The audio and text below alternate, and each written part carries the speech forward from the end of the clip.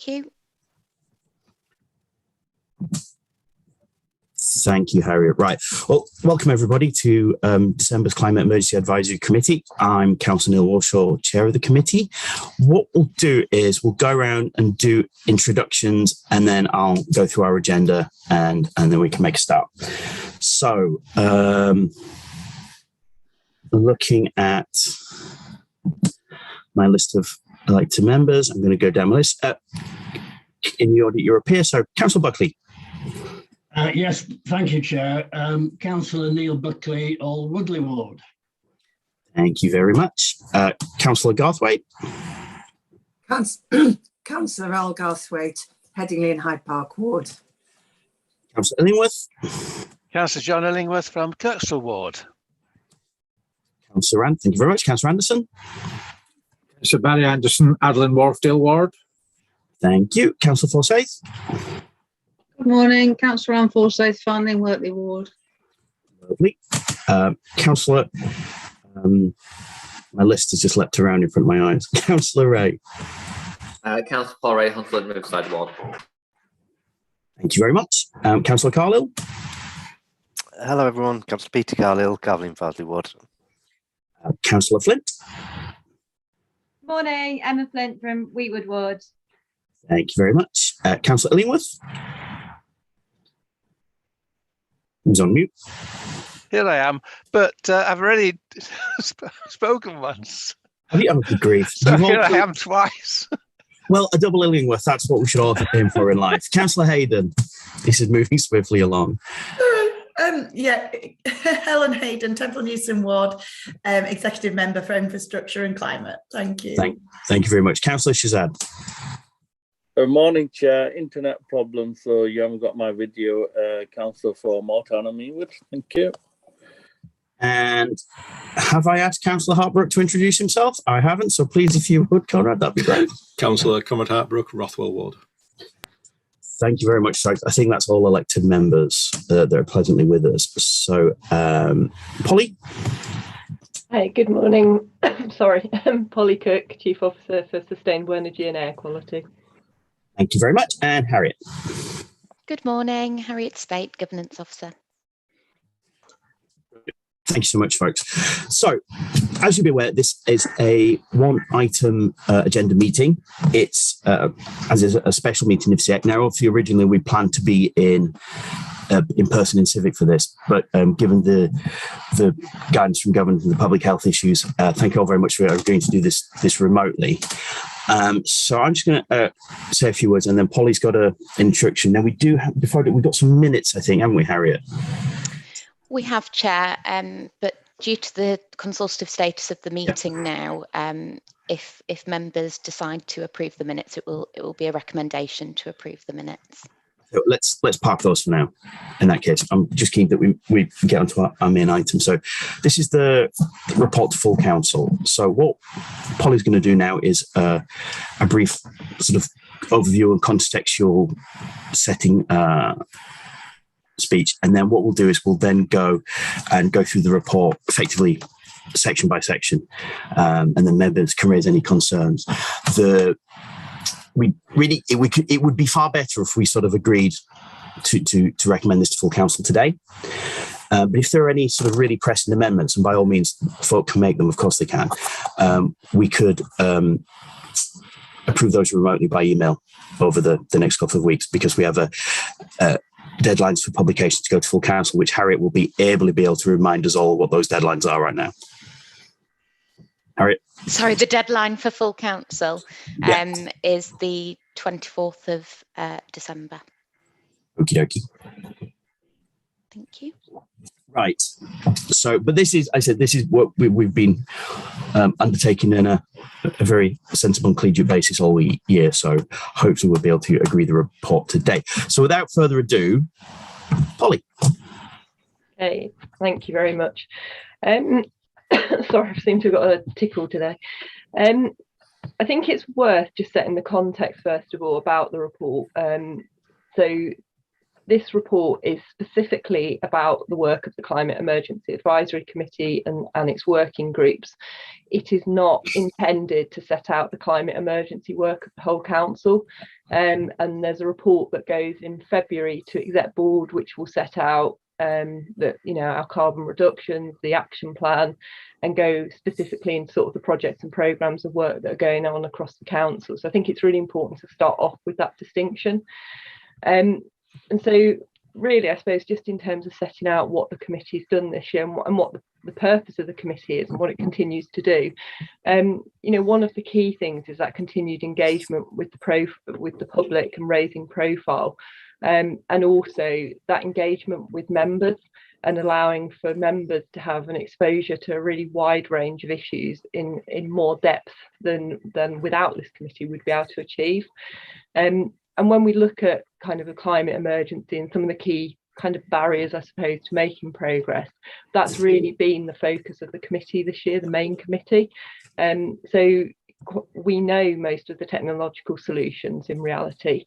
They exist. There's maybe a few bits around the edges that aren't quite there yet, but the majority we know.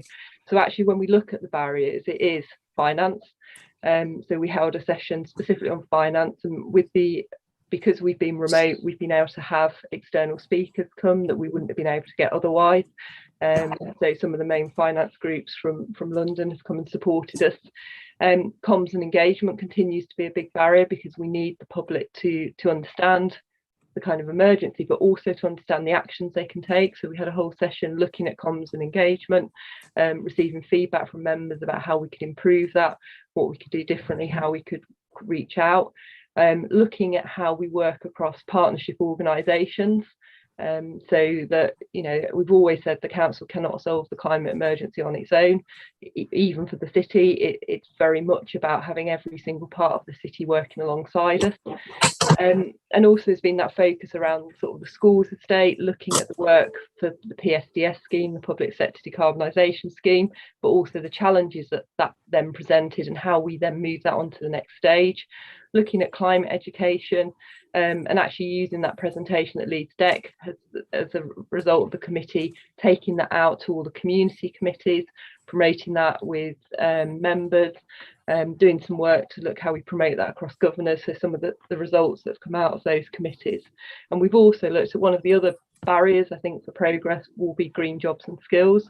So we spent some time having a look at what we were already doing to promote green jobs and skills, what some of the work we've done. So for example, again, with the PSDS scheme and some of the housing retrofit, you know, the fact that we've got a new company set up in Leeds creating green jobs.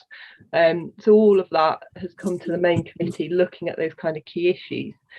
But then we go further than that because we have the 4 working groups that come out of that. And the working groups have that opportunity to go into issues in much, much more detail, to check and challenge progress, to ask for specific speakers to come and talk to them so they can understand issues better, to feed into how we can lobby collectively at a national level with the cross-party support, and also to look at how we feed back when there are consultations. So we've used the working groups a lot this year to look at things, so be it the local plan, and to have some feed into that, or be it national consultations, things like the electric charge point, and we've got some others planned in as well.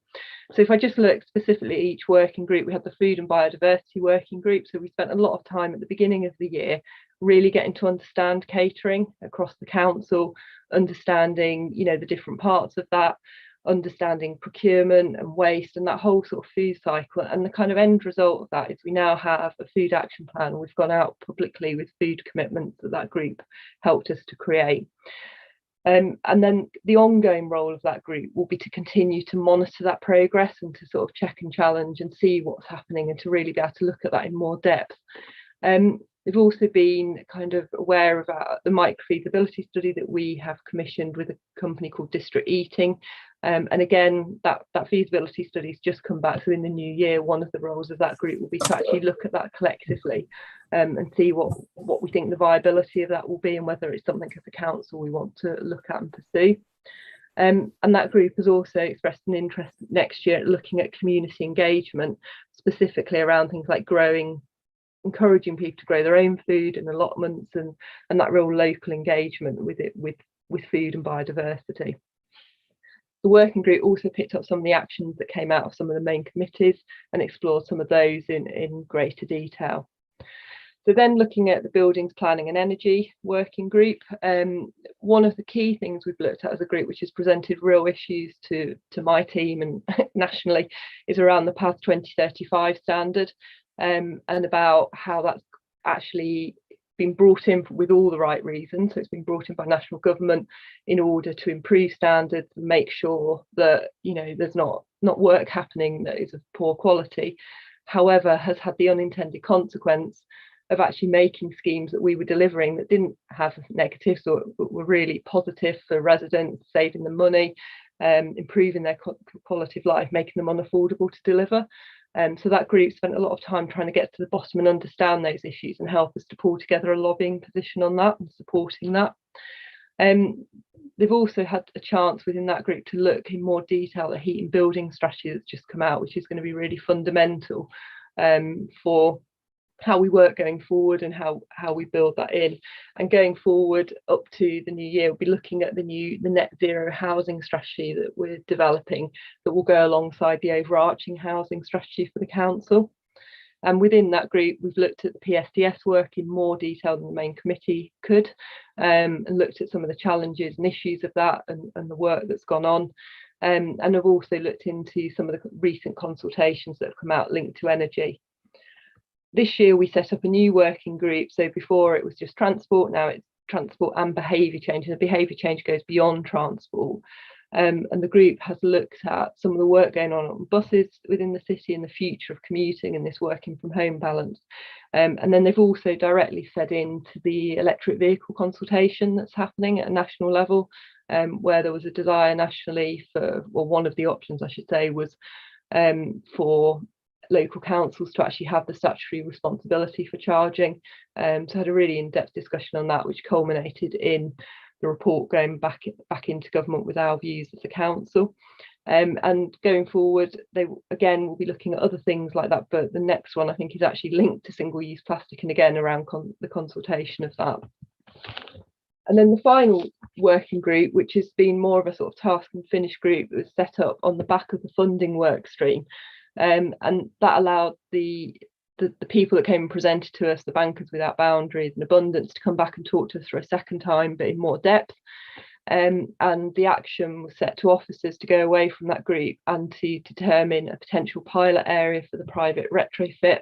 So that work is still ongoing, and in the new year we'll come back with sort of a rationale for different areas and the pros and the cons. So that process has been worked through, and that will come back to that working group for kind of, I suppose, support and also to agree the next stages for how we move that forward. Then just in terms of sort of the year doesn't end until March, next year we're looking at some really key issues again, so things like the circular economy, and what's happening in Leeds and what we can do as a council to support that. One thing we've never really looked at as yet as a committee is the adaptation side, and actually, you know, having looked at the Yorkshire and Humber Climate Action Plan that's come out, and again another item that we'd like to look at in more detail.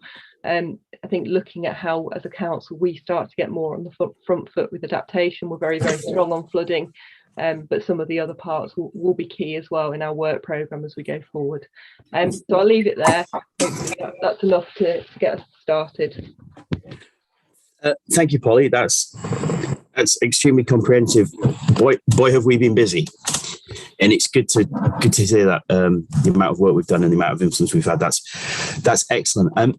Just as chair for this year, I just want to place on record my thanks for all the hard work everyone's done, both elected members and officers, especially in the working groups, which has also brought in members from across council. And I think they've got a real value. And very much agree with Polly in the sense that we now know what we need to do, and we now need to find the ways to fund it and to implement it. And obviously, some implementations already started at quite a sprint, but yeah, it's how do we pay for it? that's our next mission, isn't it, folks? So, yeah, it's been a good year, and I'm pleased that we've achieved in, again, what have been very strange circumstances for a lot of us. So that's all to the good. So I want to start bringing in speakers. So I've got, in the order that they came up, but Councillor Buckley, Councillor Carlisle, Councillor Anderson. So, Neil, over to you. Yeah, thanks, Chair. And I think we've all got some comments and some questions and so on.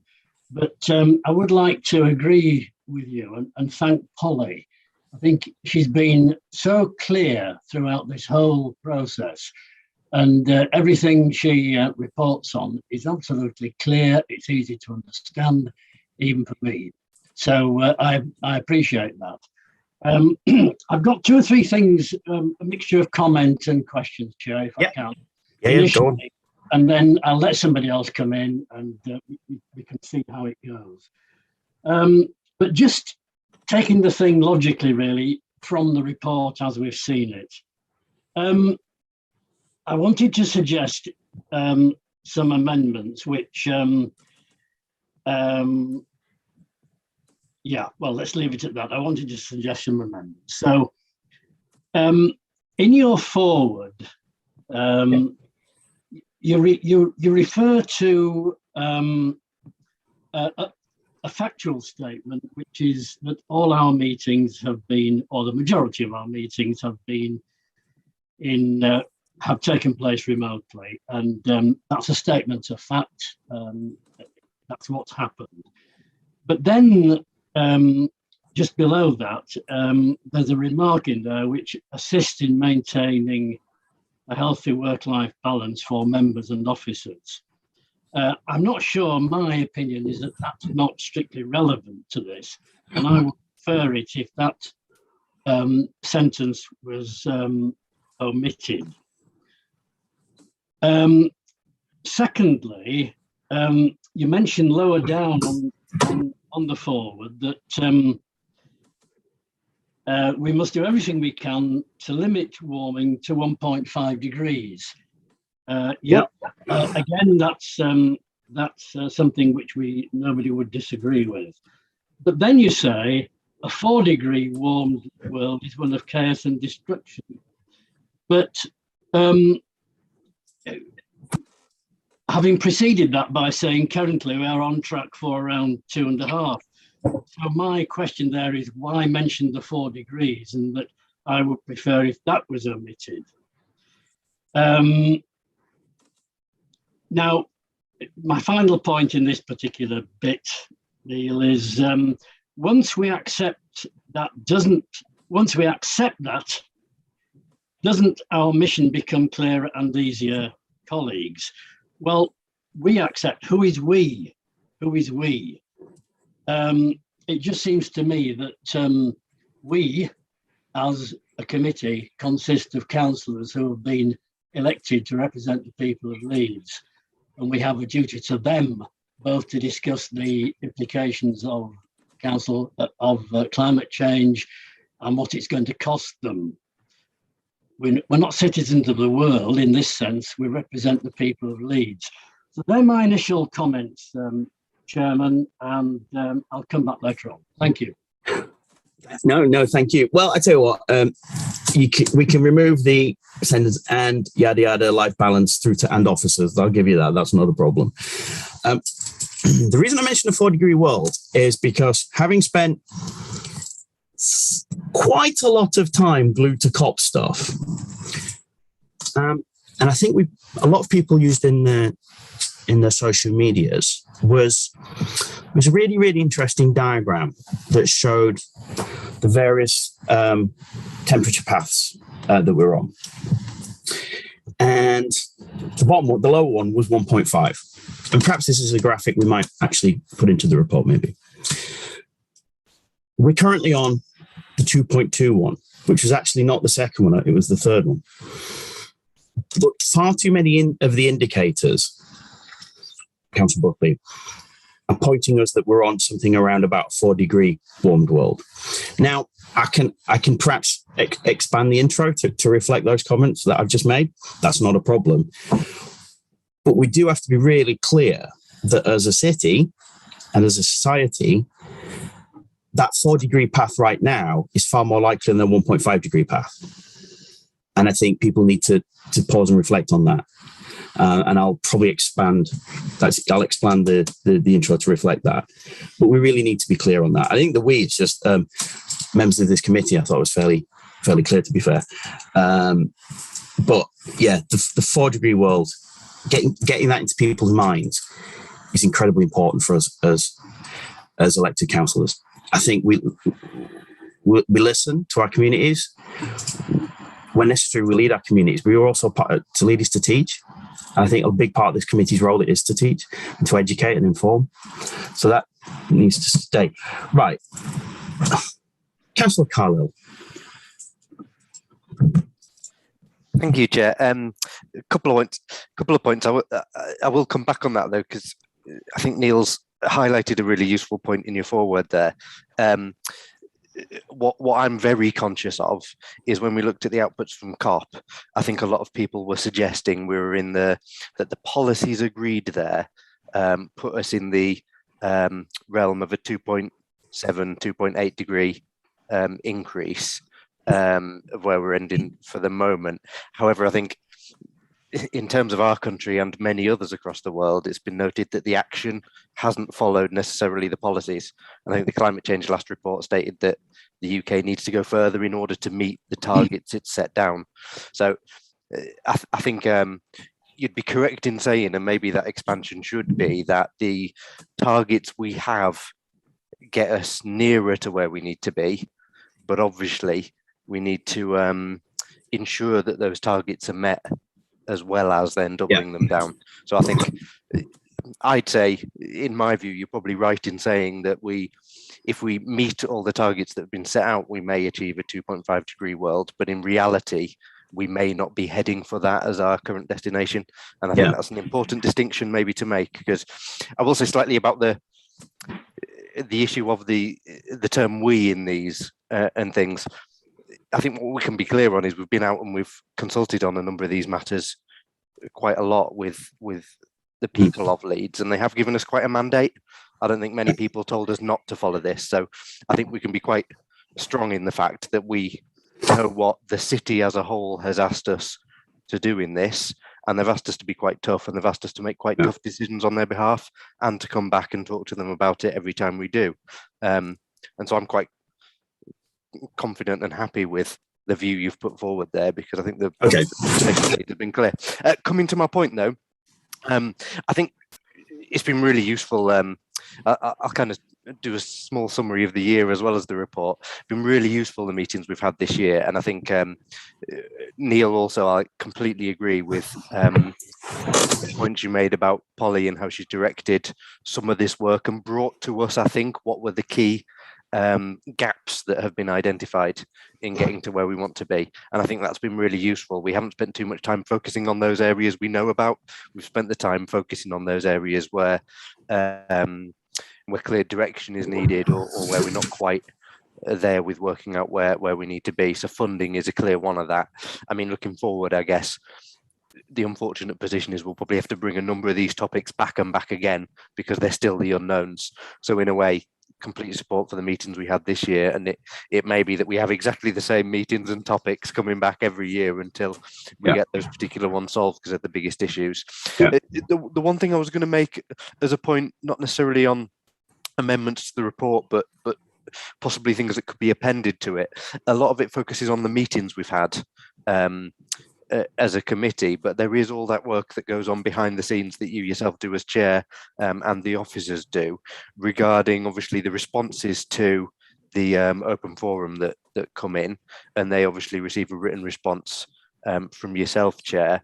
And also we know a lot of points around lobbying, and I am very concerned where we are in terms of our targets and our ambition in Leeds, and the fact that it's very different, shall we say, from targets and ambition on a national level. We've obviously 2030 is our goal. That's very ambitious, and that's clear where we want to be.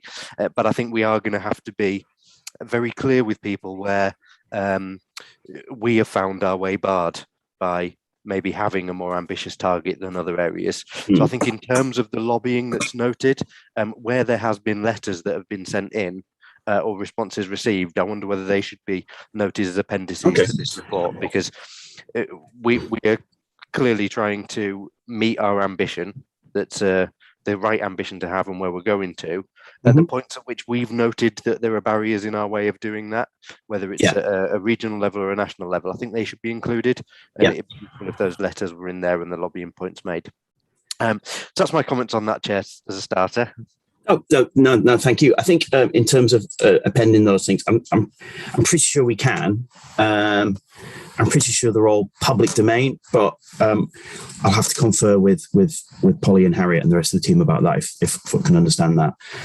So yeah, but that's duly noted. But thanks for your comments, Councillor Carlo. Yeah, it's been quite a year. Councillor Anderson. Thank you, Chair. If I can start off with the forward, I mean, Councillor Buckley has set out clearly the amendments you'd like to see, but one of the things I do disagree with what you've said is your justification for the 4 degrees.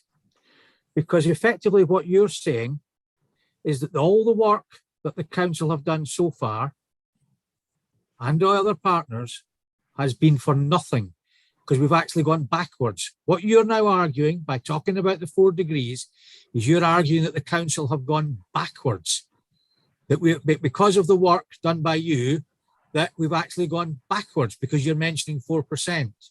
So I personally cannot support the reference to the 4 degrees, because you are trying to, that might be true nationally, it might be true internationally, but as a city, I think we've made a relatively good start, and you are doing down the work that's being done. You're trying to give a geopolitical view to this rather than reporting back about Leeds City. We are talking about the city. You may or may not feel that nationally there are problems. There probably are. But we're here talking about us as a council, not getting involved in trying to run the world, which is what you're trying to do. Now, so I disagree with that one. In terms of the summary, the second bullet point, I do think it might have been better to have postponed this report until the actual exec board for February was issued, because I do think both have got to be read in tandem to see what has actually been done, because there's not a lot of detail in this report about what we've actually done, hard facts that we've done here. So I would have liked that. And I agree with Councillor Carroll that it would be good to get what actually happened to all of these open forum responses. I do think that would be useful. The other thing that I think is misleading is the comment, a finance working group was set up following the Climate Emergency Action Committee. To the best of my knowledge, we've only met once.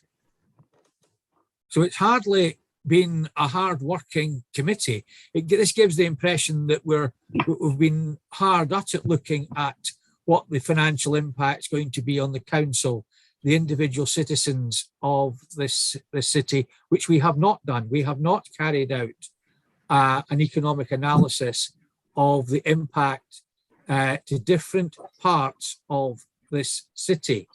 We've done exceptionally well in terms of addressing the needs of our council housing stock, but we've made no reference at all to what I would call capital-rich, revenue-poor people who might be sitting in large houses that need to be retrofit, but they could not afford to do it. But because of their capital value, they wouldn't probably qualify for a lot of grants. So they're going to have to find this money from their own resources. And I do think by just saying the finance working group, you're giving people the impression we've looked at something we actually have not yet done so. So I'll park. I've got a lot of other comments I want to make, but I'll just park those because most other people have only covered the first 2 pages, and I will follow likewise. Thank you. Right. In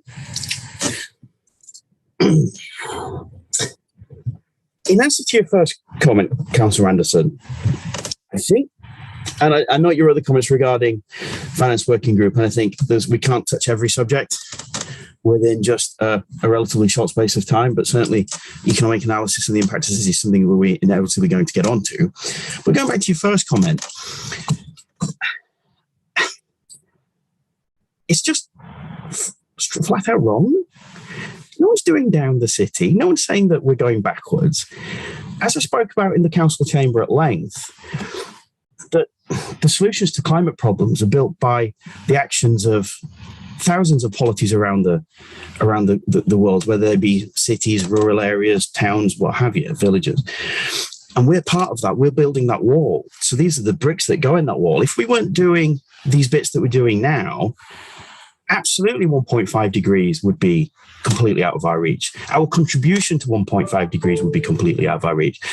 But it's both wrong and irresponsible to suggest that somehow that's building those blocks, putting the groundwork in place, the foundations in place, and indeed the ground floor is somehow a waste of time. That's just, I think that's extremely unwise for an elected member of the city council to state, and I just think it's flat out wrong. And I'm going to leave it at that. Polly, do you want to come in regarding some of the issues that Councillor Anderson's raised? You've got your hand. I was just going to say about, I suppose, the finance working group. I was just looking back at the wording to see. I mean, I don't think it sort of suggests within the wording that they've met multiple times. I think it sets out what they've done and what the kind of follow-up action was, and the fact that they will then re-meet to have a look at that decision-making process.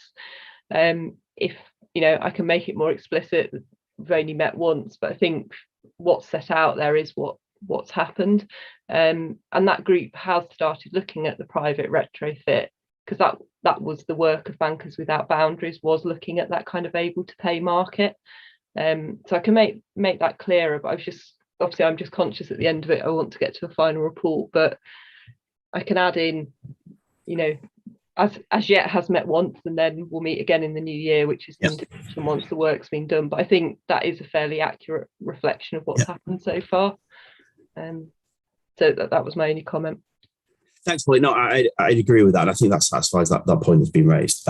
There's such a broad scope of work to do with finance and funding that we could honestly meet weekly and we'd still have issues that we haven't tackled. But I think we've made a really good solid start with that.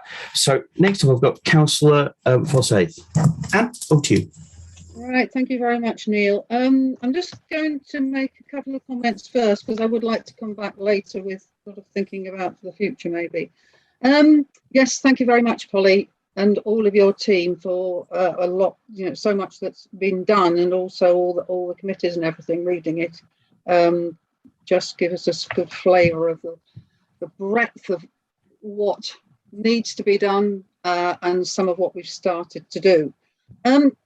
One thing does concern me, though, and has concerned me for a while, is reference to the climate action plan that apparently the city has. And is this still the roadmap? And is that what it makes reference to? So that's specific. So the food action plan is much clearer, if you like. So that was just that one question. So, and also, secondly, how much we're advising the council and what's sort of done. We've just had the transport strategy agreed, and I think it was extremely disappointing as an opportunity for me personally. I know that's not going to go down very well in many circles, but a 30% reduction in car use, for example, for myself. But anyway, so that's those two things. Councillor Buckley and Councillor Walshaw, you were absolutely right to put in what a 4-degree rise in temperature will bring about. And I'm sitting here with the Stern Review, which was released in 2006, that's 15 years ago, which makes it really clear that at 4 degrees, it's an unlivable world. And that's not because of rising sea levels. So people still need to be reminded of why it is that we've got to do what we've got to do very quickly indeed. And in a sense, I would prefer that there was something of even stronger maybe put in there, but I wouldn't have suggested that if it hadn't been raised. So Councillor Anderson, I think what Councillor Warshaw was trying to pull together is what we used to say, which is think global, act local. We've got to see this globally. It's a global problem, and we've got to do what we need to do locally. So I'm definitely against making any removal of any of that sentence about the 4-degree rise. Sorry if I'm sounding quite serious here. Thank you. No, thanks, Councillor Forsyth. I think, I mean, I would always classify the transport strategies as a work in progress. I do know that the Transport Supplementary Planning document, the SPD, Transport SPD, we're getting into exciting planning acronym territory, which obviously is good for me. More seriously, that's yet to come to DPP. So there'll be a lot of comments and people can bring to that. All elected members want to have this here regarding the Transport SPD. The Climate Action Plan, I'm going to bring Polly in on that, if you don't mind. So we stick with the work the Leeds Climate Commission have done in terms of the overall mapping from the Climate Action Plan, and then use our Executive Board report each year. But what I will say is that this year's Executive Board report will see elements of that kind of at the level of the Food Action Plan. So things, especially linked specifically to the council's estate, you'll start to see much more detail in like things like an energy strategy and things like a fleet plan that show actually the steps to get there. And things like the housing strategy that will come out later in probably about March time, again, that will start to show those steps. So I think that acts as our overarching climate action plan, but what we're trying to get to now is that kind of detail below it. So hopefully that will help to fill that gap. Yeah, thanks, Polly. I mean, we've got all the detailed work. There's all the stuff we're doing. What we've not got, perhaps, is a sufficient glossy front end, Council Forsyth. Whereas some councils have got a lovely glossy first couple of pages and then go, what do we do for this next bit? Those are the councils that tend to be ringing up places like Leeds to say, so this zero carbon thing you're on about, how do we do this? So we're in a good place in terms of our material work, but I agree. Packaging up is important. And sometimes, I mean, we've talked about this a few times, haven't we, colleagues? Where sometimes Leeds are sort of collectively not quite as good as perhaps we should be in selling what we're doing and advertising what we're doing. Councillor Hayden, I know your hand went up. Is that to come in on something regarding a question that's been asked? Oh, do you want to come in at this point then? That'd be great. Thank you, Chair. It's just on Councillor Forsyth's comment about the transport strategy, if I can beg your leave, thanks. Yeah. Yes, certain people will say we're not ambitious enough, that 30% car reduction isn't ambitious enough. It's an ambition. It doesn't mean to say that we won't try for 40 or 50% or even 100%. You know, it's an ambition. We did have comments as well that it was too ambitious. So you've got to, and we've got to take the majority of people in Leeds, and 70% of people who responded to the consultation thought it was in the right area. And if the majority of people in Leeds think this right, then we will be able to achieve that. If we go too ambitious, then we won't take the majority with us, and therefore we won't achieve what we want to achieve. If you compare it, and Councillor Carroll has, and big thanks to him, Leeds has one of the most ambitious transport strategies in the country, comparing it to the other core cities, because obviously there's no point comparing us to rural areas. So I believe that we are sufficiently ambitious, but it doesn't mean that we can't achieve more. But thank you very much. Thank you, Chair. Thanks, Councillor Hayden. Duly noted on that. I think one of the things, just a comment on one of the things we have to do is, because the world moves pretty fast. And I think there's a duty on us, isn't it, to keep policies and strategy documents as up to date as possible, almost like as living documents that evolve rather than things that sit on shelves for 5-10 years. So I think that's what we're endeavouring to do. Okay, so next up is Councillor Wadsworth, then Councillor Buckley again, then Councillor Ray. So if Neil, if you don't mind, I'll bring in Paul before you, because I think you brought us to move us on to the next section, and then just so everyone's got a chance to speak. So Councillor Wadsworth, over to you. Thank you, Chair. My apologies for the beginning of the meeting. It seemed to chuck me out when you started the YouTube feed. I'm not too sure what happened, but I'm back in. Can I just first of all compliment Polly on the work that she's done this year? It has been very comprehensive and very competently led, particularly the stuff that came to community committees. However, this 4-degree statement in your forward, Chair, I mean, I just can't agree with it. And even your own members, Councillor Cahill, says that all the policies around COP26 were 2.7, 2.8. So I just can't agree with Councillor Forsyth about the 4-degree. It may be that a 4-degree world is unlivable in, but the policies that we are working to, and we have to have some sort of realistic framework, are 2.7 to 2.8.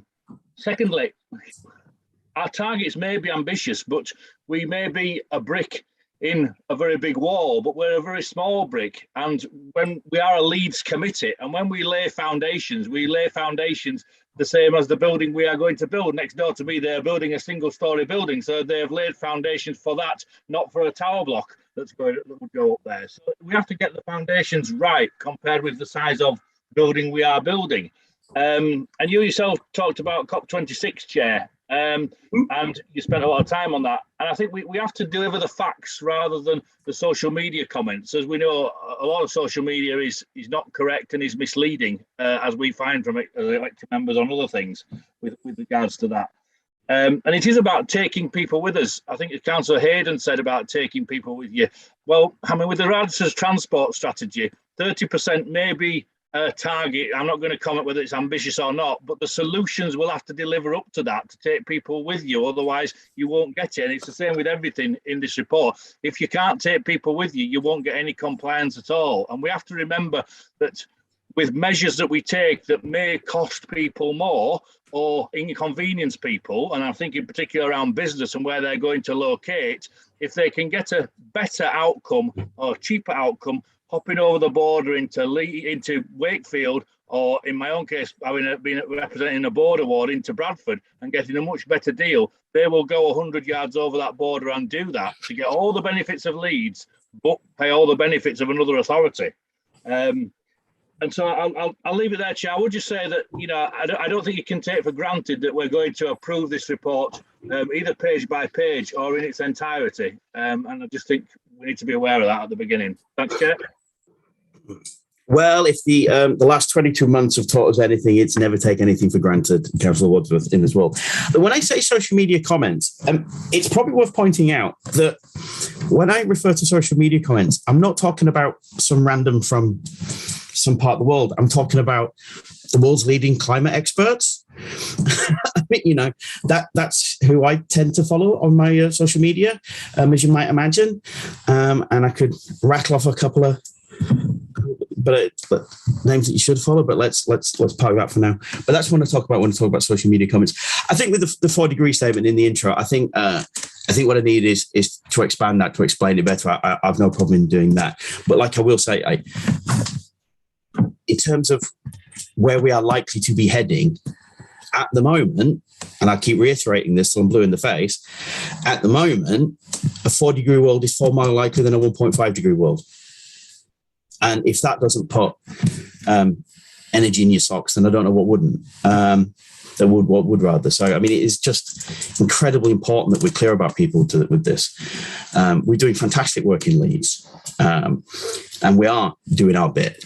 We're more than doing our bit, I think. Actually, I think we're hopefully going to be a climate exemplar city, an exemplar council. And I think we're on path to that. But we need to be clear about just the job of work that is in front of us. Like I said in the council chamber, the situation we're in now is a September 1939 situation. It's not business as usual. And perhaps I'll bring that out in the intro a little bit more. But I think I said that consistently across the time I've been CX chair, folks, is that we are in a situation that demands that level of response. And I'm not going to stop making that clear to the people of Leeds. Okay, so Councillor Ray.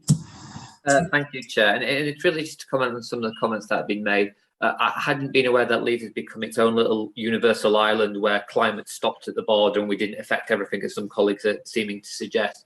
I also might suggest some colleagues from certain parties might actually want to listen to their own Prime Minister. I know that's a novelty at the moment in terms of what comes from the Prime Minister's mouth, but it's the Prime Minister themselves that are actually saying that this is a make or break moment, not just for the country, but for the planet. So you might want to actually listen to your own Prime Minister when he was speaking to global leaders. And I just give the example of this. We insure for the worst and hope for the best. And if you take the opinion that actually it might not be as bad as the global climate scientists are saying and all this, etc., then you're going to the general public. It might not be as bad, so you don't have to worry as much. You don't have to change your lifestyle as much. The council doesn't have to do as much, and you're actually giving the scope for people to do less. You have to be honest about the worst case scenario. We do it in almost all walks of life and in all processes. And as I said, that's why we have insurances. I don't want my house to be flooded, but I get insurance just to make sure if it does get flooded, I can do something about it. And I put steps in place like flood alleviation schemes, etc., and prevention. So as much as I get colleagues the wording may need to be tidied up and these things always need to be redrafted and tidied up, to actually want to ignore the fact that even at 2+% increase, but at 4%, which the world's leading scientists have said would be disastrous for human civilization on this planet, and surprisingly, Leeds is part of this planet. I wasn't aware it suddenly moved somewhere else all of a sudden in the great multiverse. In the end, we have to be really honest with the people of Leeds, because going to Councillor Wadsworth's point, it'll be their businesses that fail. It'll be their families' lives that are destroyed. This city will never be the same again, let alone this country or planet. So it's not being doomy. It's not being unreasonable. It's telling people the facts that if we do not get a grip of this, not just as a city, but as a nation and as a planet, the civilization they have come used to, the standard of living they have come used to is gone. And if that's not being honest to the people that have elected us to manage their city and to help manage their futures, then why are we actually here? Because all we're being at that point is steady as she goes. Well, unfortunately, steady as she goes results into a very, very hostile future for all of us.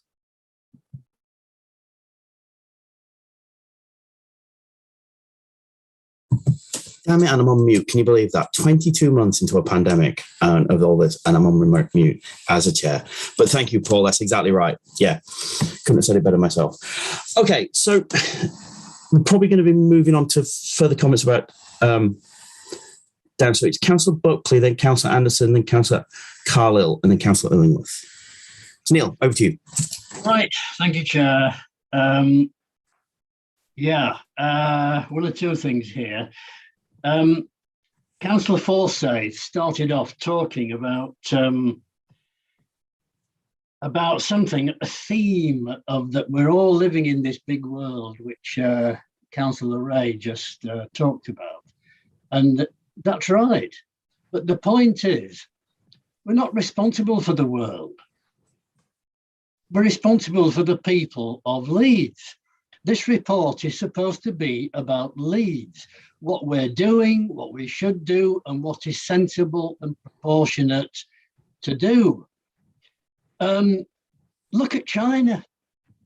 And I know I mentioned this a little bit 2 or 3 meetings ago, and people said, oh, you can't talk about China. Oh, no, they only produce 90% of the world's emissions. So let's just get our feet on the ground. We can do nothing whatsoever to influence what China does. We'll be lucky if we can stop them invading Taiwan. So we have no chance on this matter. So it's all about Leeds. Now, I think it was Councillor Carlisle, actually, who normally speaks a lot of sense. And he mentioned, I think it was him, he'll forgive me if it wasn't, that on educate and inform, that Leeds, the citizens of Leeds have been educated and informed about this matter, about climate change.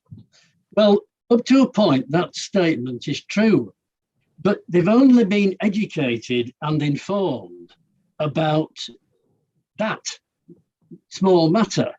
What they haven't been educated and informed about is the costs and the implications and what they're going to have to pay and how much poorer if a lot of these measures were ultimately carried out than they would be otherwise.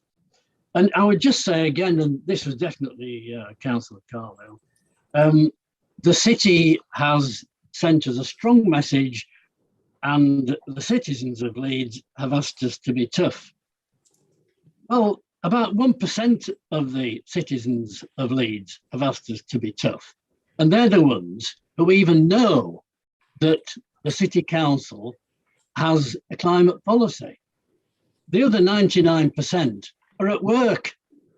They're delivering things in vans to our doors, and they're actually doing real jobs with real wages and real problems and real mortgages and real taxes, which are going up. And these are the people who haven't responded. Now, a couple of brief points, please. In the summary to the report, it says funding in the context of the climate emergency and alternative funding routes. Well, I can't even understand the grammar. So what does that mean, please? And then secondly, develop cross-party lobbying strategies on key climate-related issues. What does this mean? And lobbying whom? So if that could be cleared up, I'm not, even if I understood what it meant, the grammar is so poor that nobody else will. I'll leave it there for the moment, Chair.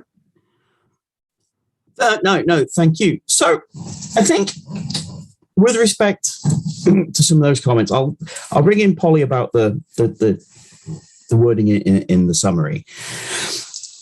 I think what is important to stress is that a transition to a zero carbon economy is an enormous economic multiplier for people. That goes from the small things, relatively small things, like, for example, if you live in one of the tower blocks in Leeds that's had its decarbonisation works done, your electricity bills are lower, your energy bills are lower. So that means you've got more money. That means you can spend more money locally in the microeconomy, right? That's an economic multiplier. That work was undertaken by people in the real economy, earning real money, getting things done, wasn't it? Again, that's an economic multiplier. You expand that to a citywide program, a regional program, a national program.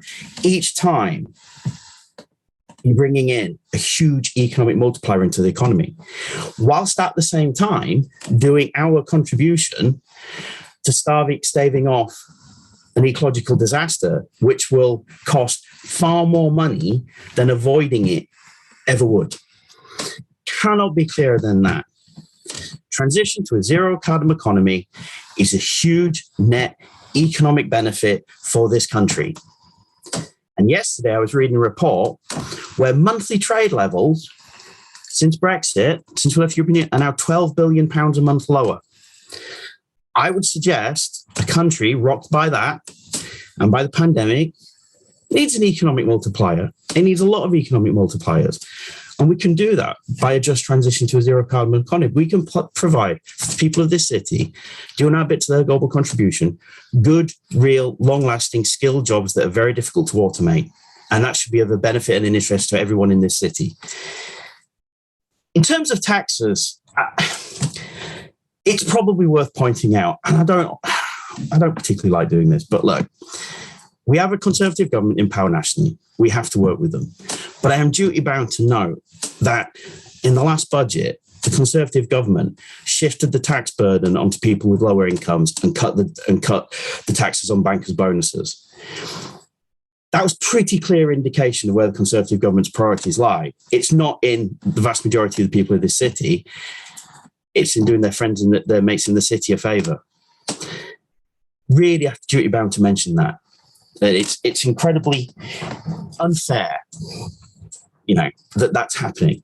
Incredibly unfair that's happening. I think I'll park taxes for now. Anybody else wants to mention them, they're quite welcome to. Polly, can I bring you on the summary, the points that Councillor Buckley raised on the summary, please? Councillor Buckley, could you just point me specifically at the points? I was struggling to find which bits you were referring to, so I've got it in front of me. So it's in the summary. Which paragraphs were you referring to?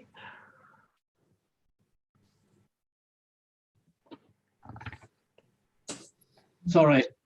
In the bullet points, you have 1, 2, 3, 4, 5, 6 bullet points, about 4 paragraphs down. And the first one, what is it? Funding in the context of the climate emergency, etc. I just don't understand what it means. Okay, so and then develop cross-party lobbying. I think that's further down, actually. Okay, fine. So in terms of the funding in the context of the climate emergency, it was referring back to the presentation that we had where we set out what the level of funding required would be in order to meet the climate emergency. And then we looked at different routes of funding.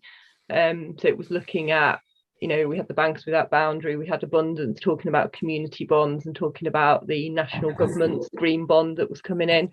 Bankers Without Boundary were talking about how we layered in the grant funding, but then also that able to pay market and looking at alternative funding routes. So I can reword that to make that clearer, but that's what it was referring to. And then in terms of the lobbying, so a lot of that has gone probably more through the specific working groups. So for example, with the PAS 2035, I think that went to Bays from memory. I just have to double check. And that was where we worked up the you know, what were the pros and cons and what were the key points that we wanted to bring across, and we did that through the working group, through presentations, and then on the back of that the officers developed letters. And then I suppose as well, one thing I have thought we probably should have referred to in the report, it's my mistake, was the West Yorkshire Pension Fund, which actually was the work of last year, but actually the implications of that followed through this year. So that ended up with the report going to Executive Board, and then a letter has gone to the West Yorkshire Pension Fund with the sort of recommendations from Exec Board, which were a direct result of the group that was held here. So I can, if people are happy, I can add in a section in the report on that, because I don't know how I managed to forget that. So apologies for that. Thanks for that, Polly. I mean, personally, as chair, I think that's really important you put that in. And I just, I'm going to bring Councillor Anderson, but just to say, people frequently bring up what's happening in the rest of the world with regard to climate, and particularly China's mentioned, and Councillor Buckley, I think, referenced China, and it's true. China is probably, I don't have the data exactly to hand, but China is probably the biggest consumer of coal for the generation of electricity. China is also simultaneously the largest producer and installer of photovoltaics and has the largest, most extensive high-speed rail network to provide an alternative to flights. There is within the Chinese Communist Party a diversity of views, shall we say, regarding climate, just as there is in many other political entities around the world. But I think we need to be careful when we reference China, because China is many, many, many places, and there are many, many facets of China that are, by turns, incredible and terrifying and awful, like any large superpower there are. I think we need to be careful when we reference China. I think perhaps China's biggest challenge is the workshop of the world at the moment, isn't it? And so it's consumption carbon, and the consumption carbon that we buy from it, if you like, is going to represent a huge societal challenge for us as a civilization. I think we need, that's the kind of thing that perhaps should keep us up at night. How do we change what we consume? How do we make consuming things not as impactful and greatly reduce that impact? On that happy note, I'll bring in Councillor Anderson. Right, yeah. I'll try and get through everything so we can speed things up. On page 23, at the very top, it says in November, the main committee looked at green jobs and skills in more depth. no problem with that. But what I would like to see is a comment that we're still going to have to carry out work to look at the net effect of all of this, because it's not a case of someone who is skilled in job A is immediately going to be skilled to be able to do a job in the new green economy. And it's how we're going to transition people across, how we're going to train people to get across. Just words to that effect. I'm not arguing what.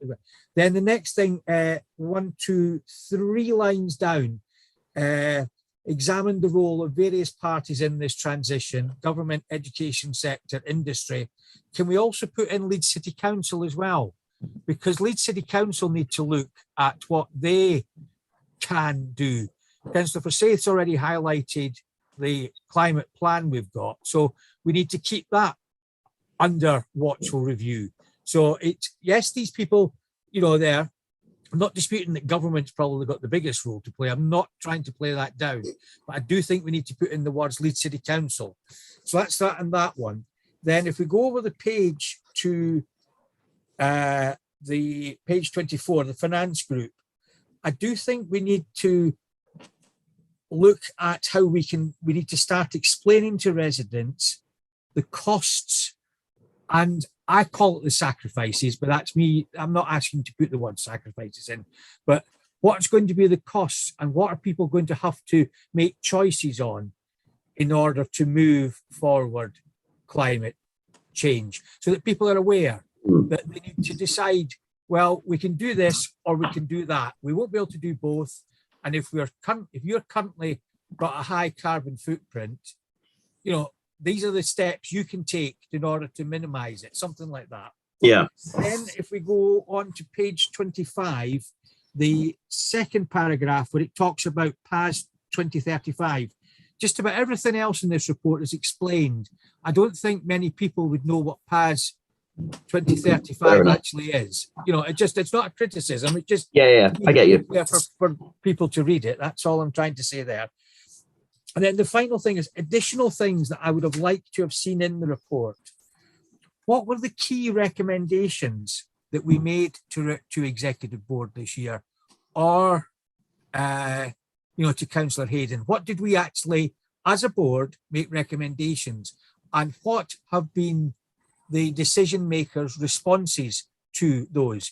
You know, it's a bit like a scrutiny report where they come back, and let's be quite frank, 9 times out of 10, the exec member comes back and saying, we support what scrutiny are saying, blah, blah, blah, and this is how we're moving it forward.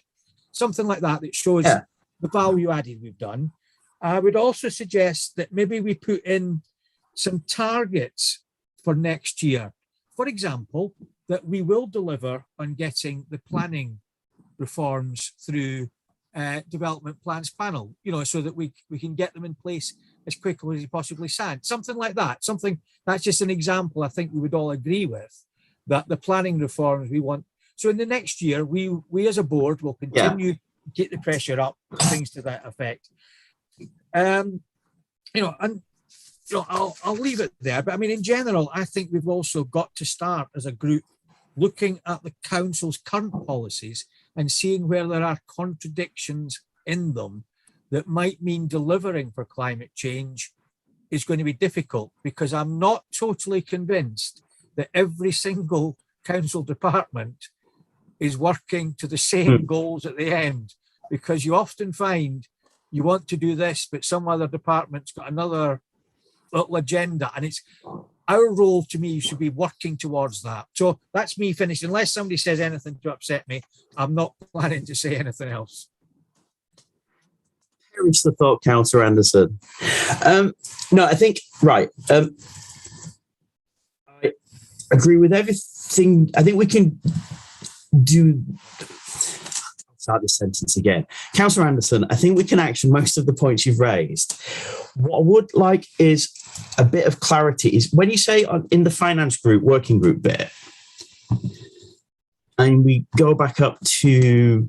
Well, yeah, what I'm suggesting in the finance working group is that, you know, we've got all of this, which is the work that Polly's clearly outlined. What I'm saying is, but the group also will be looking into the costs and identifying some of the choices that people are going to have to make. One of the outputs from the finance group will be to assess what's going to be the cost of implementing policy A.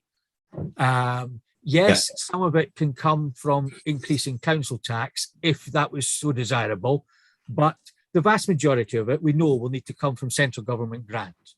I mean, I don't think there's any. It just, and also where choices, it will be up to individual choices as to where they spend their money. You know, right on choosing to do A rather than B. That's the type of thing. I think we need to reflect back that that's the sort of thing we will look at, because at the moment it's all supposition. You know, I can argue a point, you'd come back and argue a contrary point. Neither of us is right and neither of us is wrong. It's up to this finance group, I think, to look into the detail of the impact of that. That's all I'm trying to say. I think, I think we can. I think we can add in a wee paragraph on that to those lines. It's kind of the group will in the future. The group will be undertaking. What's the effect of in the future? The group will be undertaking economic analysis on the cost savings and other opportunities for the people of Leeds. That kind of thing. Something like that. Yeah. I mean, I'm not. I don't believe that we should wordsmith it as a group, because we'll never get anywhere if we wordsmith it as a group. As long as you get the essence of it, I'm happy to go along with it. That's really helpful. Yes, and I agree. We can't design everything by committee, because then you end up with a terrible car. Right. Okay. I'm trying to think of the name of an Austin car from when I was my brief car phase in the mid-80s, and I just completely failed. So never mind. Austin Maestro, the worst car ever made. There you go. We found one. Great. More seriously, Councillor Carlow, you're next, then Councillor Illingworth. Thanks, Chair. In fact, I think it is odd bit, because there's many things we don't agree on, but there are quite a lot of things that I think we do agree on in many of it. I think Councillor Buckley raised the point around when I was saying we got the it was more consultation I was talking about, Neil, rather than the communication. I think, in fact, you're completely right, Neil, that in terms of consultation, people gave us a view of where they want to be. In terms of outward communication, with people really understanding where we believe 2030 should or could or will look like, I think that's where we've got more to do. And I think we're muddying the reports here a bit, because more of that is in the next report that will come to Executive Board. But I think what you're completely correct in is that in the consultation, people were happy with where we were going, but actually there are many people there who won't have engaged with it, won't have necessarily engaged with this agenda at all. And there is still some, I think, confusion out there of where we're going, because you yourself put then that point about people's jobs outside and the jobs that everyone's doing. I think I'm in this for the same reason as you, because the problem is I'm a bit concerned about their jobs myself. We're going to get to a point where the world is very different than it is today, and I'm very concerned we'll be going into an issue where suddenly people find their jobs have disappeared, and that's not an industry anymore that they currently work in. And if we don't start now, then we're stuck with a 1980s miners situation, really. I think we're at the point where, yes, you may see it slightly different, but I'm looking out the door at all those people delivering parcels down the street as we go. We're going to have to help those people, if there isn't going to be similar jobs, to look for those opportunities. And I think it's odd that here's one thing I'll agree with the Prime Minister, certainly in terms of the policies. We could, in Leeds and then in the UK, really get those opportunities and jobs. And I think that's where I'd really like us to see, because we can, you mentioned the other countries around the world and where they could be. We could set an example, but also we could be first to get those jobs and opportunities in those green industries. We've got the ability to do so. We've got a reasonably skilled population, but if we look at the skills side of it and what education might be needed, and then look at what manufacturing and what other jobs we could set up here that would help us towards the future, then actually that's the opportunity I'm seeing more about people's jobs. So I think we're all thinking of the same things and concerned about many of the same issues, but my view on it, I guess, is the completely opposite one, because this is where we're heading, and I don't think we've had any arguments about where we're heading, really. So that's a bit what I'm looking to, not really for this report, but probably in the next one, I think we do need to be really open and honest with people about where we're getting to as a city and where the country's getting to. Because I think Neil said some things that are controversial and newsworthy in this committee in the past, and they've been pulled up. The chair, Councillor Walshaw, has made some articles on this. The foreword to this, I don't think, is anywhere near the most controversial or headline-grabbing thing he's ever said. I keep a close eye on Climate Action Tracker, which is a good way of seeing how policies around the world are going. And I think the risk factor that it puts us on now is somewhere between getting between a 2-degree world or a 3.6 degree world. So I think what's in the foreword there is probably where we're going.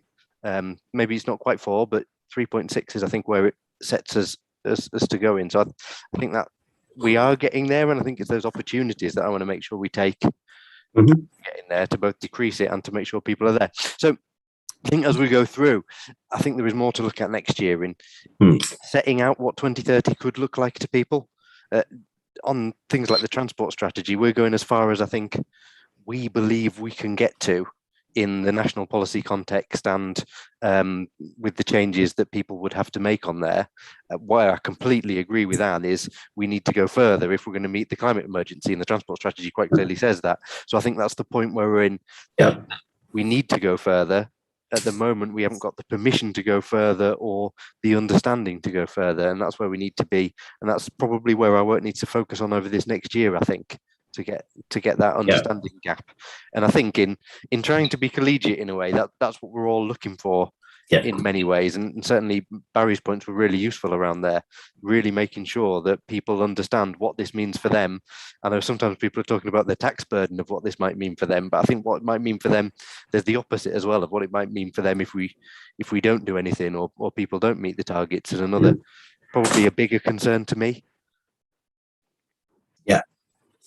Yeah, I agree, Councillor Cole. Yeah, I think there's a lot of comments about future work there, and I think they're really useful. It's going to be the rest of this municipal year and into the next one are going to be extremely busy for us, as rightly they should be. Councillor Illingworth. Thank you, Chair. Yes, I'd like to come back to a topic which we've been talking about earlier on this morning, about building the wall, putting the bricks in place and gradually constructing a coherent policy. And that's where I felt we could possibly be doing more, or possibly the report could say we're doing more. I'm looking at evolving policies. For example, a tree policy, that you need to have some policies in place. Is what you're going to do with all the finished trees that are going to be grown in their millions over the next 50 years. Most important, to prevent them rotting and converting themselves back to the CO2 which they've so laboriously fixed. And at the moment, we don't have a lot of stuff in place for that. I see tree surgeons working around Leeds, and they seem to be putting the stuff through the chipper and arranging for its fairly speedy conversion back to CO2. And that seems to be not a very smart idea. We might be thinking about using wood for construction. We might be thinking about producing biochar and burying it again. To try and pay back some of our carbon debt from previous centuries.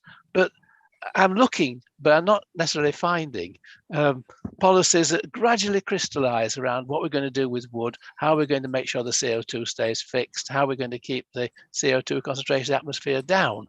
And at the moment, I think we could certainly say more about it. We might need to do more about it as well in terms of discussion, political debate. There's another thing which, and again, I'm not expecting any quick answer on this, that worries me, and that's about political decision making. As you know, I come from a science background, and I've always found the whip irksome but necessary. I've seen scientists placed in decision making positions, and they have a whip fairly soon as well. So it is a different kind of decision making where you need to be coherent sometimes in politics as to what you're going to do. And that involves silencing some of the disparate voices, whereas in science, of course, anybody can have a punt, and there is no notion of there being a whip or a party line. And indeed, I can think of examples where major changes in understanding have come about from one individual saying, oi, it ain't quite like that. At least not in my lab, it isn't. So those are the things I'm looking for: decision making, more mature decision making, and also gradually forming policies on how we deal with things like wood and, of course, traffic and electricity and all the other things we need to decide upon. Yeah, no, thanks, John. I mean, this report is not a run through of everything we're doing, and all our policies. Because I mean, obviously, there's quite a lot of tree policies in our climate action plan. But if you've got anything specific you want to bring, come to the working groups, and we can crack on with that. And in terms of decision making, I mean, the political decision making of the administration has led to all the good works we've been talking about for the past 2 years. Yeah. I mean, we're a leading edge climate city. Well, that's come about through political decision making and choices that we've made. We made the strategic choice to declare a climate emergency and reorientate ourselves as a council towards addressing this, knowing that not only is it the right thing to do in terms of the science and the small matter of civilizational survival, but also that it brings real economic benefits to the people of Leeds in a rapidly changing world. So I think we should be celebrating that series of decision making. Right. We have talked fulsomely at length, folks, and I'm just wondering about time. We've got, well, it's however long it takes really, but I do try to keep to time as chair. So Councillor Forsyth, then Councillor Wadsworth, then Councillor Buckley. Thank you very much. I won't, you said, take too long on this one. And following on really from what Councillor Willing was saying about policies, I sometimes wonder to myself, what could we actually do legally on some things as a city? For example, just throwing this one out there, could we stop any peat-based compost being sold, for example? That's just, I don't know the answer to that question, but are there some things that we could actually do legally, just as a council, for example? And then, thank you, Councillor Carlyle, for sort of drawing us all together to sort of, yes, we're all really on the same platform here. And just something from what Councillor Hayden was making reference to earlier about the transport strategy and what people came back to say. And what put me in mind was the members of the climate jury went in to the climate jury actually not knowing very much about the climate change and the things that they might have decided. And they said at the end that, the things that they might have decided upon at the beginning were completely different once they knew what the situation was. So as far as, putting things out for consultation, we need to make informed decisions. Now, we're all informed. And one of the things I was wanting to raise actually was that we had, thank you again to Polly, over 2 years ago now, we had the climate emergency training offered, the climate literacy training offered to all of us. And I'm wondering how much we are doing to make sure that all of our own groups are well informed and are having the right decisions and sort of conversations, if you like. So are we talking about things from being sort of fully informed? And that, again, comes back to what was said earlier about making sure that people are, we've got climate education, if you like. So I think that should be a way forward. Just one other, just very small thing, and I've not actually myself looked at it yet, but I should have done, is tying in with the Yorkshire and Humber climate action plan. I think looking forward, I think that's quite significant, really. Thank you. Thanks for that. I mean, certainly I think what are our legal limits is something we're always wanting to test. So I think we'll probably bring a discussion about that into our work programme. We already do it in terms of sort of planning. The climate emergency said local plan review is all about testing the legal limits, isn't it? And again, for transport as well. But I mean, we can always keep working on that. I think climate literacy, we've heard a lot from last week with DC, getting into schools. It'd be good if we could get some national help with that as well. I think that's something to take up. I think we have both a relatively new education secretary and a new shadow education secretary. So I think there's a job of work lobbying on that we can pull together as a committee. And yes, the Yorkshire and Humber climate action, building those linkages. I mean, certainly there's a lot of cross-fertilisation between our work we've done and the work that they're doing, because it's a lot of the same actors within them, within the commissions. So I think there's, again, we'll build up those links in the coming year. So thanks for that, and that's really helpful. Next, I've got Councillor Wadsworth and then Councillor Buckley. Paul. Thank you, Chair. I just feel a bit like Groundhog Day today. I just want to come back to Councillor Forsyth's point about banning peat-based composts in Leeds. If we did and could do that, which I don't believe we ever could, but people would just hop over to Wakefield and buy it, or Bradford and buy it. So what would be the point? I mean, I'm all for encouraging people not to buy it worldwide, but there again, we are a Leeds committee, and if we do something in Leeds, we've got to ensure that they can't just hop over into the next street and buy it there. So I thought I'd made that point last time, Chair, but I didn't appear to be getting there. But with regard to your point on tax burdens, I may agree or may disagree about what our government has about taxes. However, the district heating and the carbon reduction measures have been very, very useful and good for council tenants and were much needed. However, we don't seem to be really addressing these jams. We don't hear much about them. They're just about managing people. They're people that bought a relatively modest house, probably on the right to buy. I won't go into why right to buy was good, but they bought it on the right to buy. They're both working. They've got children. They've got a mortgage, and they're left with the position really where they're being asked to go away from gas and go on to an air source heat pump. And the cost of that, very quickly, Chair, are £13,000 to install, £5,000 grant from the government, with a net loss of £8,000. Now, the selling point, I appreciate you will say, is you will not be reliant on gas and your electricity bill will be lower. It has to be very much lower to get that £8,000 back. And if you don't have £8,000, you can't spend it unless you're going to borrow it. And I'm sure you're not going to suggest that people will actually go out and borrow £8,000. And that's the big things. But the little things that this city doesn't appear to really be tackling, and Councillor Illingworth alluded to that with regards to what we're doing about all the wood chips and things that we're producing, and the trees when they're fully grown, this woodland, if this woodland creation was to come to full fruition and 9 trees were to grow in each square, we would be overwhelmed and would have to do a lot of thinning.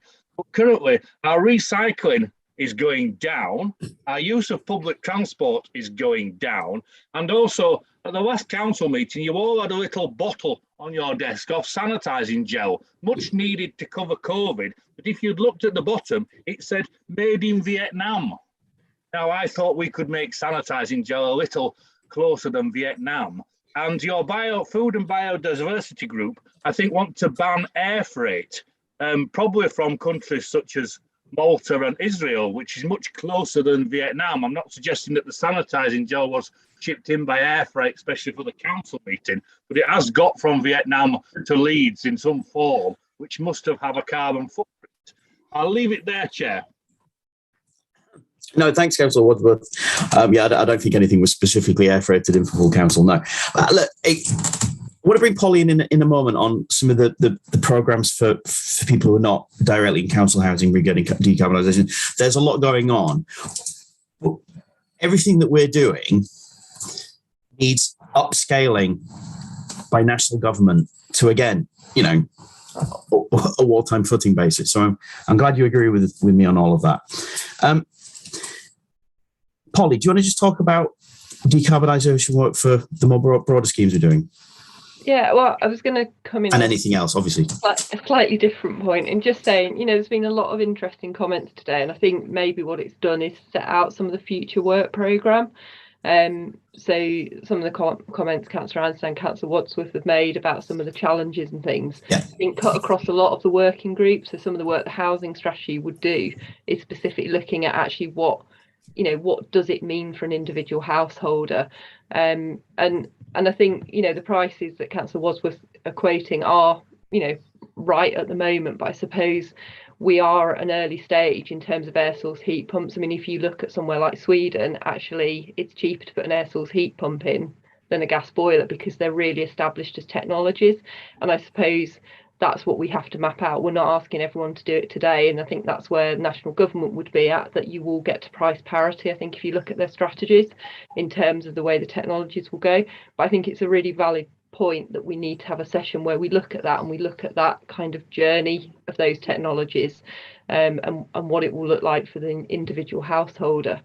I think really minor point, but just to say, in terms of air freight and things, you know, one of the challenges we have is actually a lot of these products are actually shipped across, which actually have significantly lower emissions. You know, so often it's not where it comes from. So things like bananas and pineapples might come from the Caribbean, but actually they are quite low in terms of carbon. It's the stuff that has the shorter shelf life that ends up getting air freighted across, which is what we're trying to address with the food side. But I think there's some really good points about looking at council policies, and maybe doing that review and having a session where we do start to look and challenge some of those. So if people are happy and chair's happy, I could maybe pull together a table of a proposed future work programme to include in, and hopefully try and pick up some of the comments that people have made. I think that's probably the most productive way to take those forward, if that's okay. Yeah, and on some of the programmes and offers we've got in terms of decarbonisation. Yeah, so we've got, I mean, at the moment they are mainly targeted at those in low household income, so £30,000 as a household, so looking at obviously solar or insulation. We do have some where we're doing air source heat pumps as well across the city. They are quite early days, I would say, in terms of seeing how they work and being able to use them as case studies. And for me, a lot of the work we do at the moment with this, what people in the UK consider as new technologies, is about actually being able to normalise those technologies and have somebody who you can identify with saying, actually, it works for me and it's doing well. And then we need to deal with those kind of price issues further down the road, which is the work that I think we've got planned for next year. So. Okay, thanks for that, Polly. I've seen a lot of nods from members when you said pulling together a work programme, and there's been a lot of comments about future work from across the committee, which is excellent. In that case, I've got Councillor Buckley, then Councillor Carlisle, and then we need to finish and wrap up. Yeah, thank you, Chair. And I just wanted to make 2 or 3 points. It won't take too long. Okay. Councillor Anderson just mentioned probably about 15 minutes ago that he wasn't confident that every department in the council was bought into this. They might say they are, but the evidence points otherwise, other ways. And this specifically feeds into what Councillor Wadsworth had just said about the hand gel from Vietnam. It's just one of those things that whatever the semantics might be about the fact that, oh, well, it's already been brought here. Well, that really won't wash, would it? We shouldn't have had this product there. And it's just a little thing that means it indicates to people that we talk about all these things, but we don't really mean it. So I think that really is worth stressing. Onto the green jobs point. And people have said today that, oh, green jobs will be and are being created. Yes, they are being created. They're being created by subsidy. And I read a very interesting article the other day by a leading economist who explained this in quite simple terms. That if you've got 100 people supporting an economy, its energy needs in terms of whatever it is, wind power, gas, oil, everything. And the totality of jobs being used to produce that is 100. If you then provide 20 more subsidised green jobs, that's 120 people producing the same, meeting the same amount of demand. And ergo, it's less productive, less efficient, and inevitably it makes people less well off. Now, just moving quickly on to something that's a little bit more specific to the report, and on the main committee section, this may seem a small point, but it's not to people who actually take pride in how the city looks. Parks and Countryside Service, blah, blah, blah, about work that they're undertaking to improve their estates. Now, where we've got great big, formerly sterile grassy areas, and I can think of one that's about 2 miles from here, And they've been turned quite nicely, actually, into partly wooded areas, partly allowing the grass to grow longer, mown pass through and all that kind of thing. I've got no problem with all that.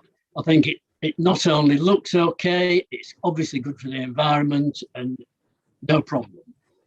Where people say to surely all of us, I know to us on our side, look at the state of the ring road. What does it say to people coming into Leeds when in fact the weeds and the nettles are 3 feet high? They're not wildflowers, it's just weeds and 3 feet high grass. It looks a mess. Investment by the council in both district heating and air source heat pumps has led to job creation in the city.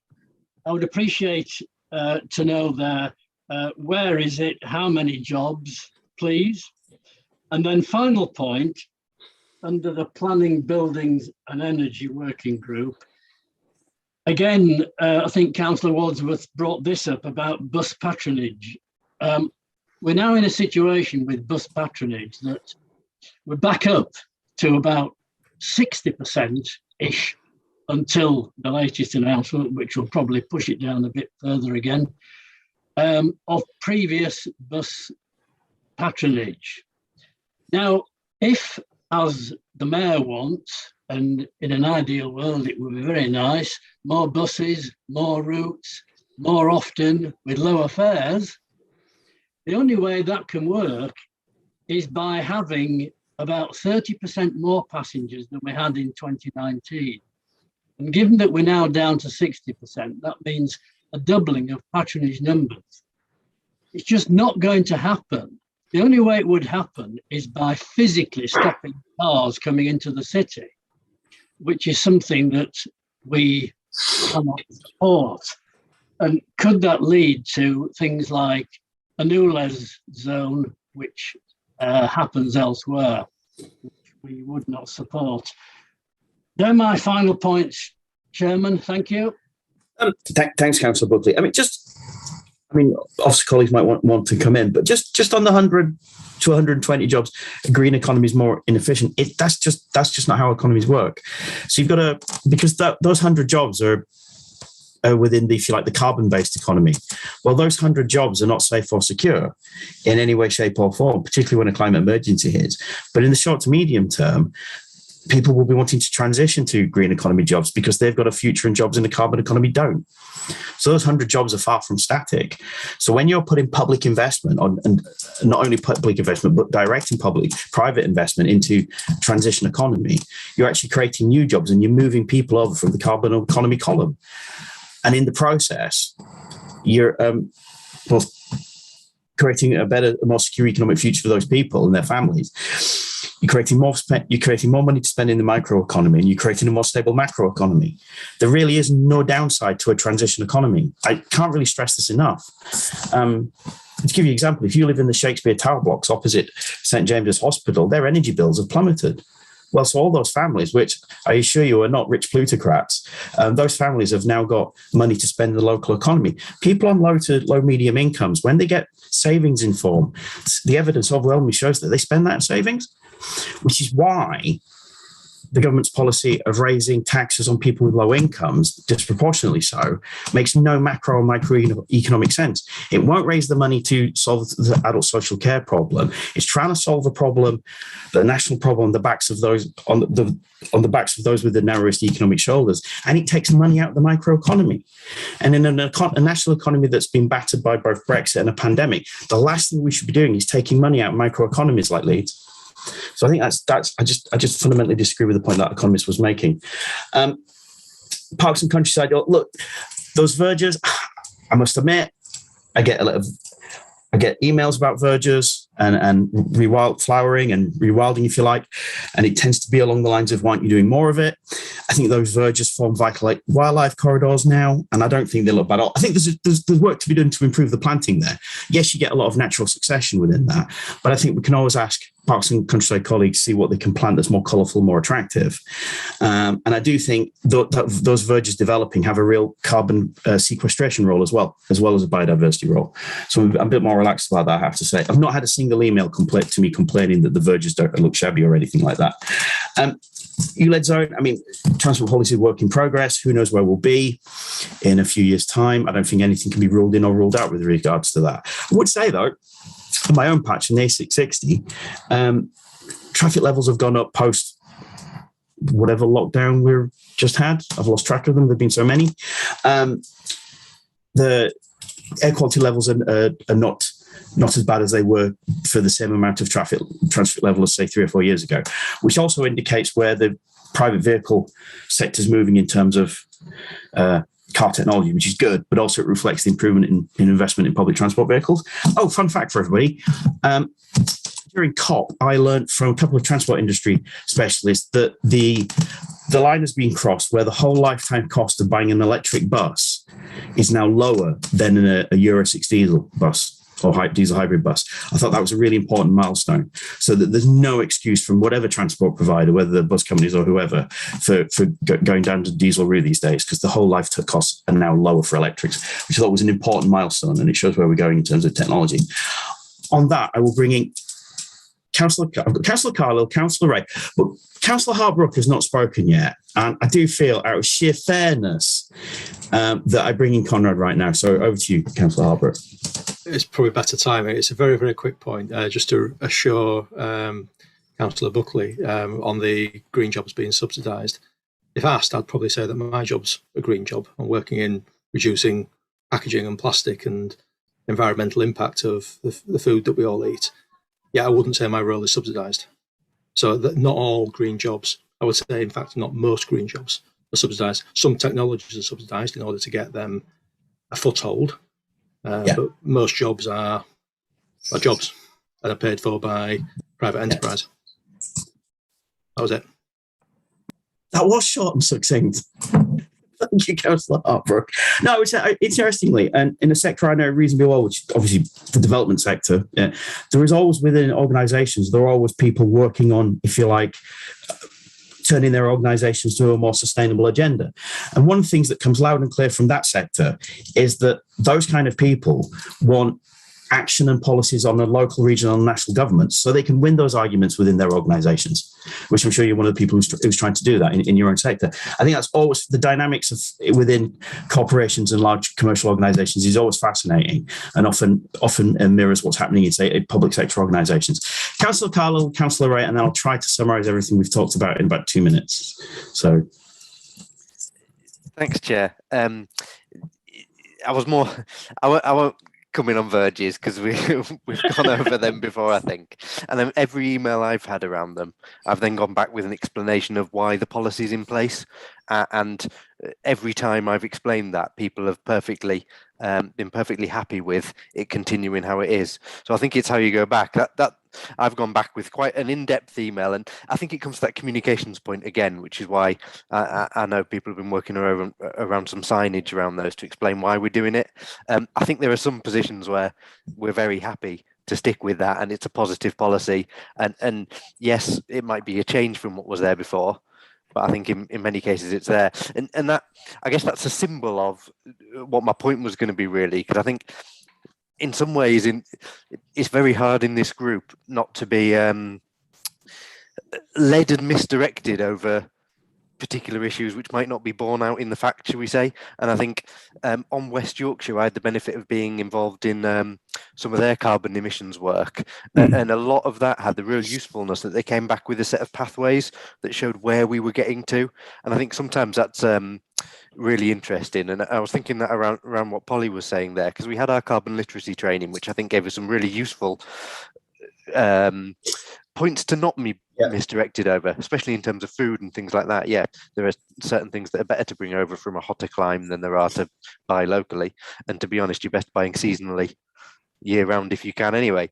But unfortunately in our world, we don't expect there not to be strawberries in the supermarket in a particular time. But when we were looking at the pathways with on West Yorkshire's work, it was clear what was going to be solved at a particular time and what issues we didn't need to worry about at this present moment because they were on a pathway. And that's where I guess we had a big discussion today around aviation, because although it was something that looked smaller on the chart at the moment, it was clear that as you looked at the pathway, it had no solution to be found. And I just wondered, when we're looking at the forward plan, if that's something we can be clear on, where we've got our current policy areas and where they will get us and where national policy will get us to our net zero target, and then identifying the gaps so that then we're able to work clearly on those. Because obviously we know, for instance, if we move things to electricity, well then the grid will at some point be decarbonised. So we're happy with moving things to electricity, knowing that that will be green electricity by the point that we get there. But there are times where that answer hasn't come yet, and they're the things we therefore need to be working on. Hopefully that helps. And I think really that's from my aim, that we've only got as much time as we've got, and it's probably not enough time to do what we need to do. Therefore, if we can direct ourselves to the best, to those problems we haven't yet found the solution to, then I think that probably would suit our work package as best as it can. No, I think there's a good point. It's basically policies, pathways, timelines, and gap analysis. I think that's really useful, Peter. I think, folks, one of the things we've got from this meeting is an awful lot of ideas for future work. And I think that's really useful. I wasn't expecting that today. That's fantastic. So I want to bring in Councillor Garthwaite, who's not spoken yet, then Councillor Ray, and then I'll finish up. Okay, very briefly, just a few comments about having listened to this very interesting discussion. I think we have to start somewhere. And I'm thinking of the peat compost thing, whether that would be possible, but we have to start somewhere. Otherwise, we'll say, well, what's the point of doing anything because China's doing X, Y, and Z or whatever. And, we've got principles. We have to start, and then we can think about how we can spread the word. We won't get it all right the first time. Verges, for example, there will be blips. The hand sanitizer issue, sustainability versus cost. And this sort of debate that goes on constantly, and we really need to be aware of it. The old weed killer debate as well, using the phosphates. But we want to be seen to be heading in the right direction. That surveys among the public, reputable ones, do show an ever-increasing understanding and awareness of climate change and its threat. And our work has been very much a part of that. And obviously we can't claim credit for all of it and David Attenborough and everything, but we're all doing what we can. And I don't think we do claim that we've reached every citizen of Leeds and they're all enrolled in this, but the awareness, the understanding is going up in all areas, and that is a positive thing. And I think we should emphasise we're always open to suggestions and constructive comment about what we are doing and able to modify or change our practice accordingly. Thank you. I agree with all of those comments, Councillor Garthwaite. Thank you very much. I think, can't be everywhere. Got to start somewhere. I think it's the right approach to take. I've got Councillor Ray, and then I'm going to finish up. Yeah, just a really quick comment, and it's the wonderful distinction between investment and subsidy. Subsidy is always bad because it's the government, and investment's always good because it's the private sector. I'd like to point to two really quick things. The device that we're all talking on the internet was originally subsidised, paid for completely by the US government, and involved in some transformative technology this planet has seen in communications, the invention of the telephone.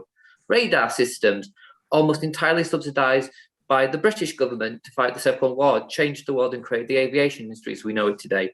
Subsidy is not always a bad thing.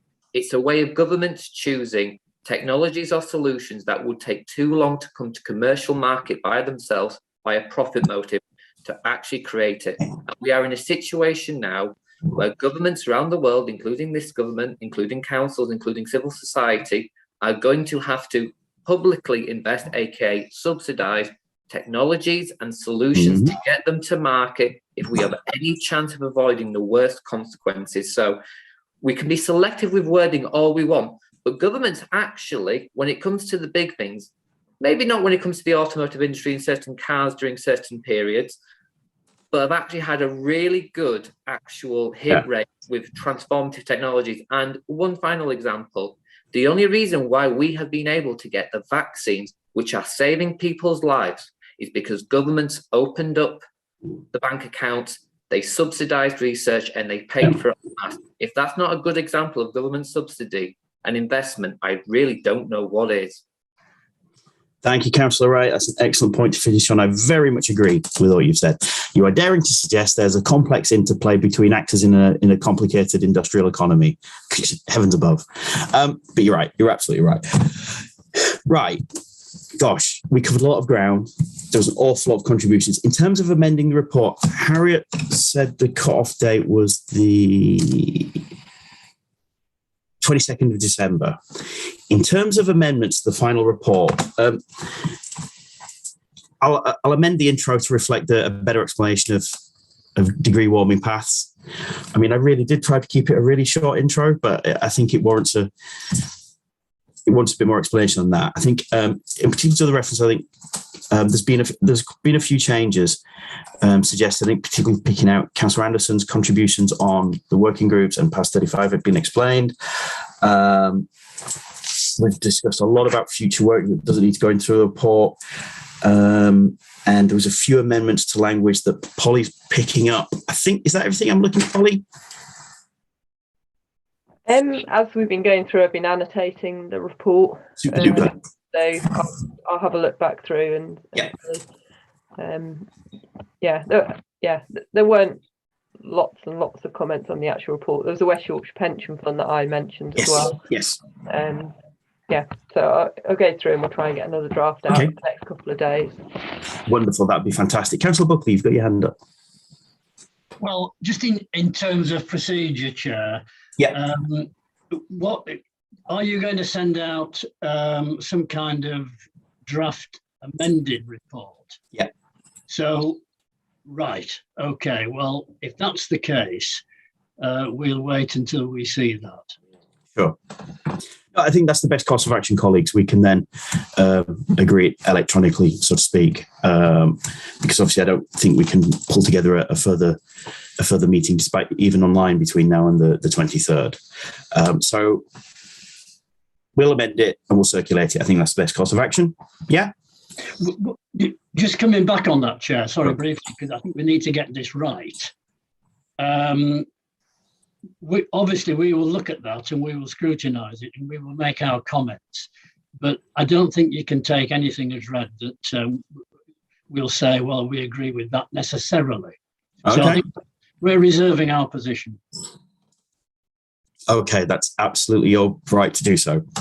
But based on the discussion we've had today, and with the exception of some issues around the introduction, which I will clarify, as I've said, really don't see any reason why a member of this committee couldn't support that draft report to full council.